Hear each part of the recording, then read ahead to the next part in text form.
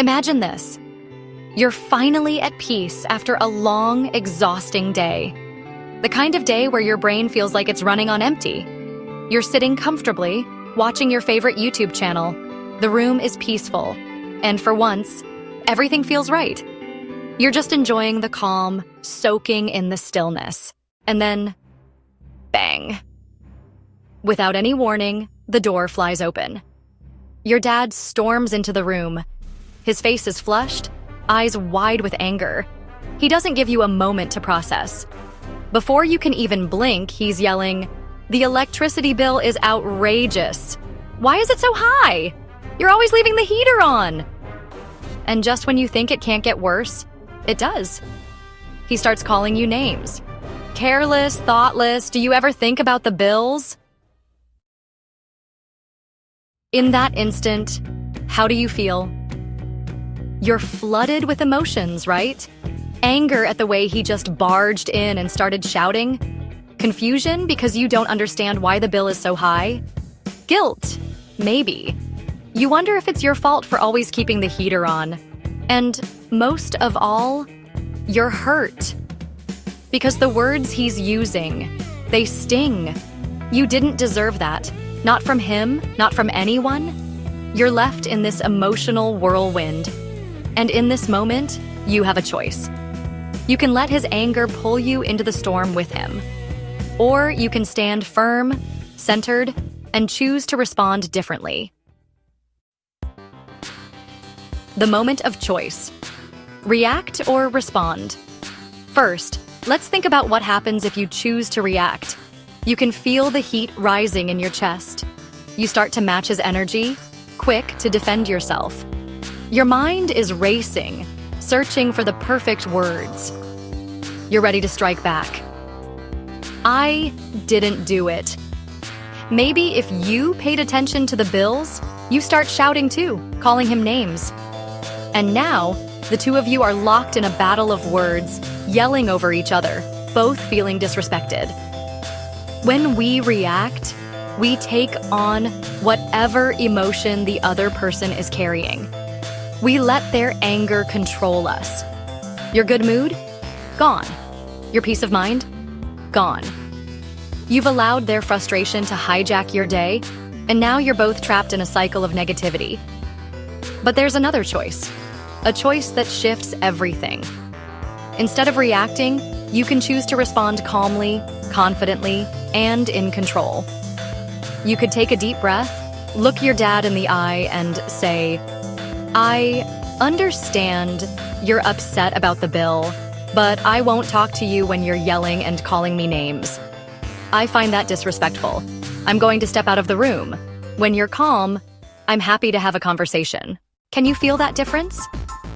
When you respond, you don't let the other person's emotions dictate your own. You remain calm, centered, and you take control of the situation without giving in to the negativity. You don't mirror their behavior. You don't get sucked into their frustration. Instead, you set a boundary, a clear and powerful message. This behavior is not acceptable.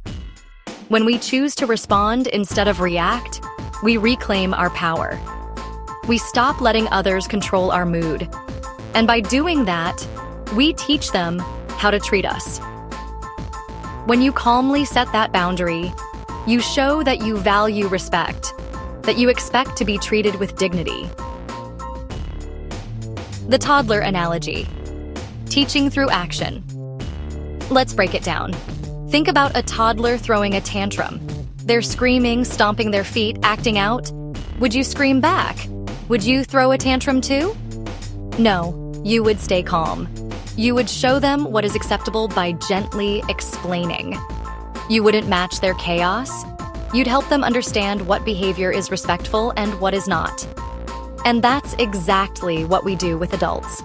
We don't mirror their anger. We don't engage in their drama. We set clear boundaries. And through our calmness, we teach them how to treat us.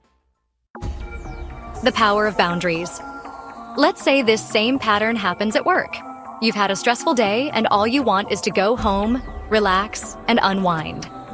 Then a colleague asks if you want to join them for dinner. You're exhausted. Your body just wants to rest. What do? You've got two choices.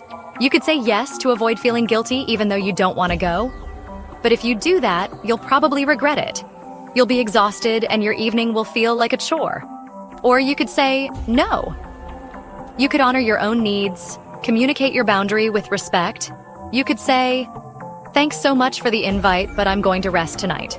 Maybe next time." The emotional impact of setting boundaries. When we set boundaries, we teach others how to treat us. When we say no, we show that our time, our energy, our peace of mind matters. We don't let guilt or pressure make our decisions for us. And when we stand firm, we invite others to respect our boundaries as well. Lead by example. Show what you want to receive. Imagine this. You walk into a room and your presence shifts the entire energy. You don't have to say a word. You walk in with respect, and suddenly, everyone follows your lead. Why? Because people are constantly watching. And the truth is simple. We get what we give. If you want respect, show respect. If you want honesty, you better be honest. You want kindness? Then be kind. Your actions speak louder than any words ever will. But let me tell you the truth. If you're always bringing negativity into the room, people will mirror that too. The toxic energy you bring will spread like wildfire. Is that really the kind of environment you want to create? So think about it. What are you bringing into every room you walk into? Are you leading with peace or are you contributing to the chaos? Walk away from disrespect. This is where most people fail. They stay, they tolerate disrespect, they believe it's their job to fight, to endure. But here's something you need to know. Walking away is not weakness, it's strength. When you walk away, you're sending a message. You're saying, "I won't tolerate this, I deserve better." That moment, it's powerful. It's a statement that can't be ignored. Too many people fear walking away. They're afraid of being seen as weak or abandoning the situation. But in truth, you're teaching them that there are consequences for mistreating you. You're teaching them that you are worth more than their disrespect. So the next time someone tries to push your buttons, when they try to drag you into their negativity, remember this. You have the power to choose. You can respond, you can set boundaries, and you can teach others to treat you with respect. The power is always yours. I want to hear your thoughts. Have you ever been in a situation where you had to decide whether to react or respond? How did it go? Share in the comments below. I'd love to hear how you handled it.